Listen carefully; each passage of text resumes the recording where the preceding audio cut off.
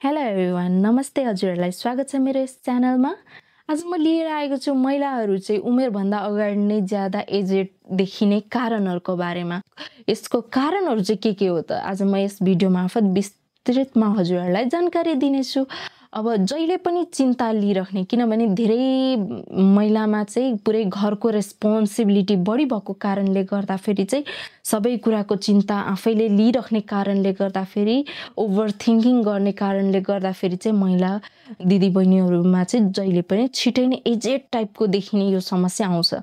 र एकदम रिसाहा महिला, एकदम ज्यादा रिसाउने टाइपको बानी छ भने, जस्तै रिसले पहिला अरूलाई के असर गर्छ त्योभन्दा पहिले असर चाहिँ आफूलाई नै गर्ने गर्दछ। सो रिसको कारणले गर्दाखेरि पनि यस्तो समस्याहरू निम्तिन्छ। र पर्याप्त मात्रामा पानी यदि नपिउने बानी छ भने, पानी पियो भने, जति हामीले पानी पिन्छ त्यति नै शरीर स्वस्थ रहनको लागि मद्दत हुन्छ।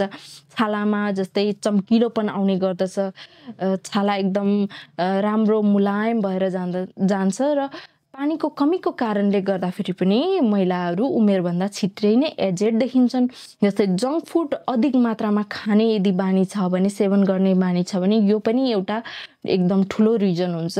र ढिलो सुत्ने अथवा कम सुत्ने बानी, एकदम मोबाइल चलाएर बस्ने हो त्यस्तो खालको बानी छ भने, जुन मोबाइलबाट निस्किने युभी रेहरूको कारणले गर्दाखेरि, र एकदम अनिन्द्रा, एक दिनको निन्द्राले 10 दिन पिरोल्छ। सो अब अनिन्द्राको कारणले गर्दाखेरि पनि यो समस्या निम्तिन्छ। र मेन भनेको, यदि एक्सर्साइज गर्यो भने धेरै कुराहरू ब्यालेन्स हुने गर्दछ। यदि एक्सर्साइज गर्ने बानी छैन भने झन् यो कुराले गर्दाखेरि झन् धेरै असर गर्ने गर्दछ।